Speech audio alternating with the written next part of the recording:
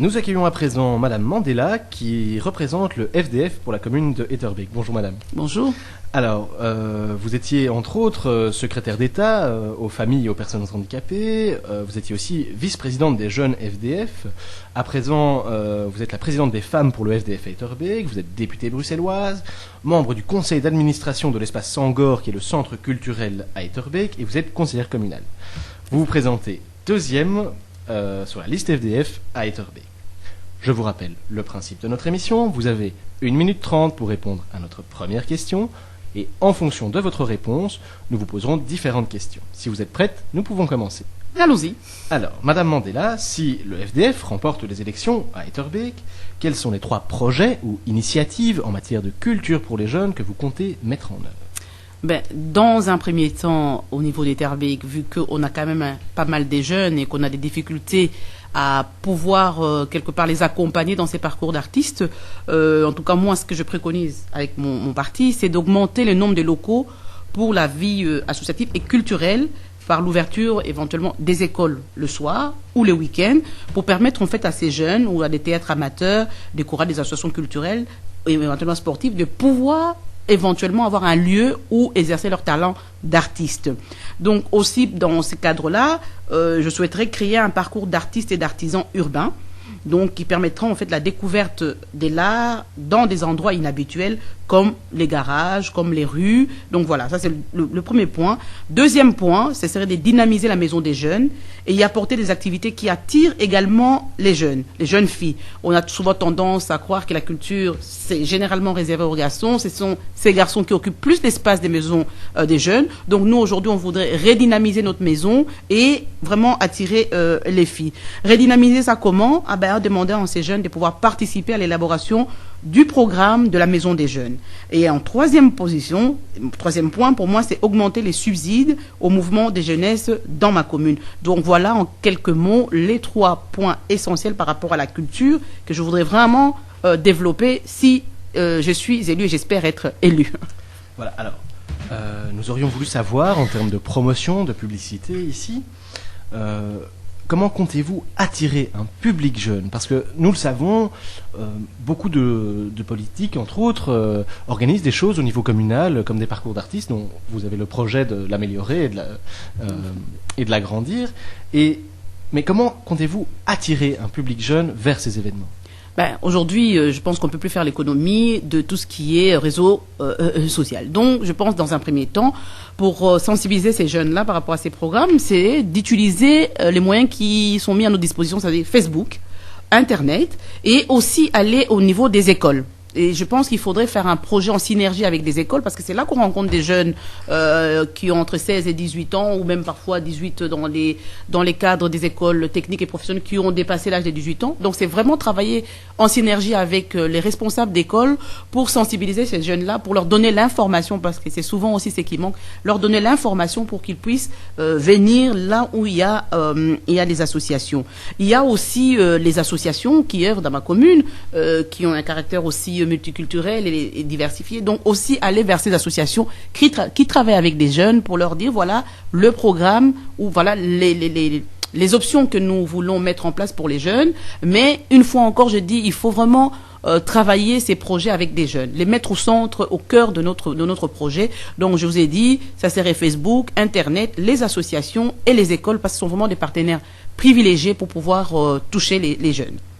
Alors, pensez-vous que dans un contexte économique tel que celui que nous connaissons, ces projets soient réalisables? Autrement dit, comment allez-vous financer, par exemple, le parcours d'artistes? Oui, voilà, les parcours d'artistes, ce sont des projets qui ne demandent pas énormément d'argent. Donc il y a déjà des artistes qui ont leur projet, qui demandent juste avoir un espace pour pouvoir organiser ça. Ce serait quoi? Ce serait de demander à la commune de pouvoir mettre en place des espaces qui existent. Par exemple, je prends l'exemple de la place Jourdan qui est déjà là, c'est de leur donner l'autorisation de pouvoir occuper cet espace-là. Donc là, ça ne nécessite pas énormément de moyens. Bien sûr, il faudra des stands, mais aussi, par rapport à cela, il y a énormément de subsides qui sont au niveau de la communauté française. Donc, c'est travailler avec ces jeunes-là, c'est demander avec ces jeunes pour avoir des subsides aussi de la communauté française et aussi, pourquoi pas, dans le cadre de la cohésion sociale, voir un peu les politiques de la cohésion sociale qui est qui existent déjà dans notre commune ou au niveau de la région, voir comment est-ce qu'on peut aussi aller demander des subsides.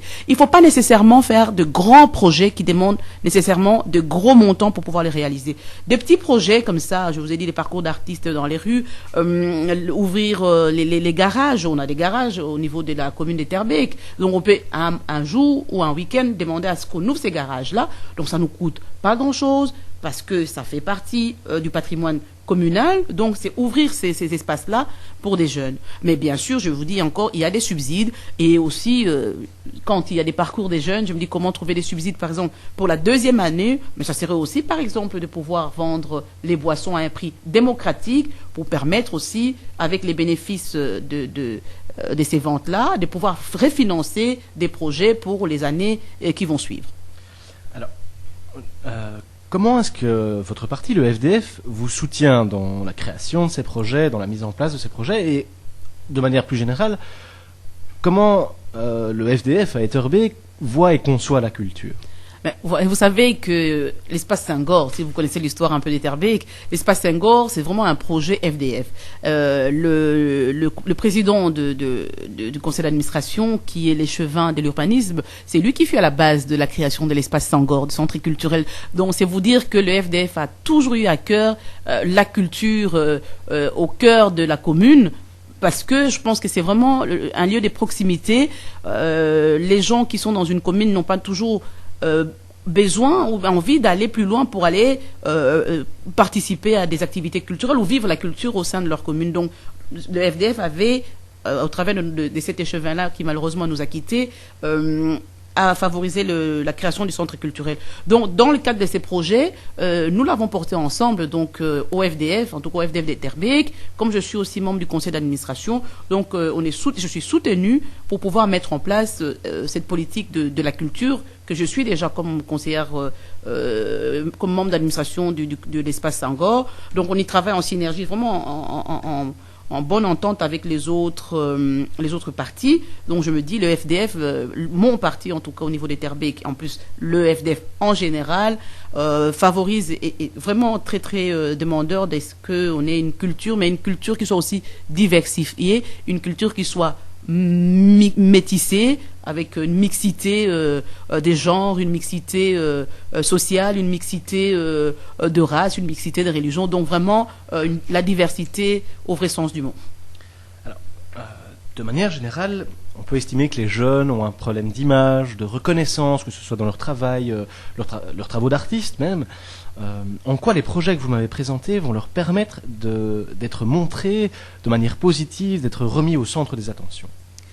Vous savez, travailler avec des jeunes, quand on vient avec des projets clés sur porte, sans vraiment les intégrer, donc c'est à ce moment-là que les jeunes se sentent un peu rejetés et se disent, bon ben voilà, ils ont fait un projet, nous on s'identifie plus dans cela. Aujourd'hui, moi je vous ai dit, le parcours d'artiste, je n'entends pas seulement voir des expositions, mais je voudrais bien qu'il y ait aussi d'autres types de cultures que vivent les jeunes, que nous peut-être les aînés, nous ne pratiquons pas.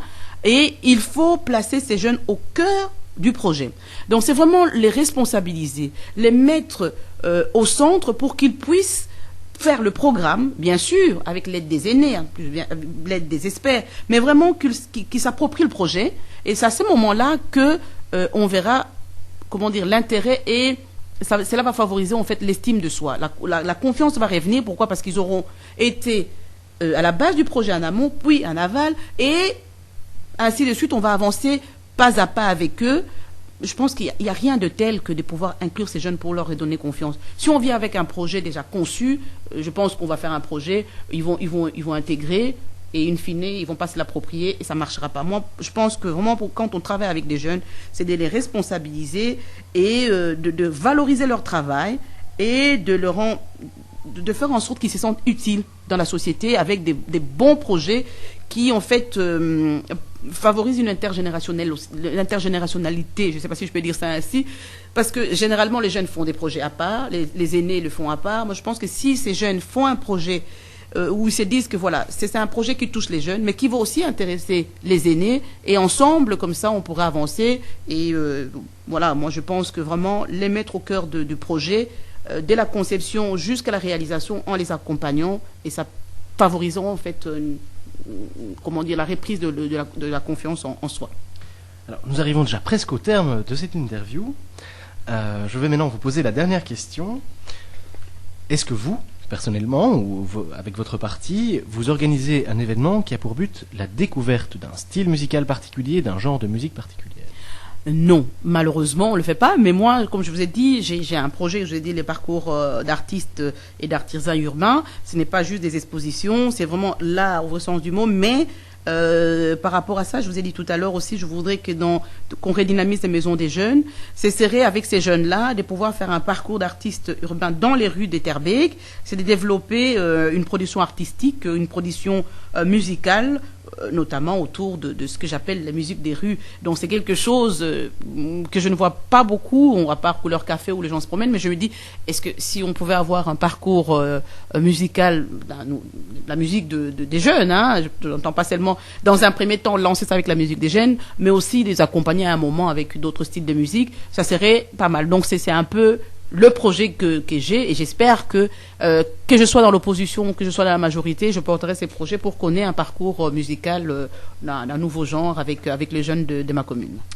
Eh bien, un tout grand merci d'être venu répondre à toutes nos questions. Merci à vous. Alors, je rappelle que vous êtes 2e sur la liste FDF à Etterbeek, et bon courage et bonne chance pour les élections. Merci.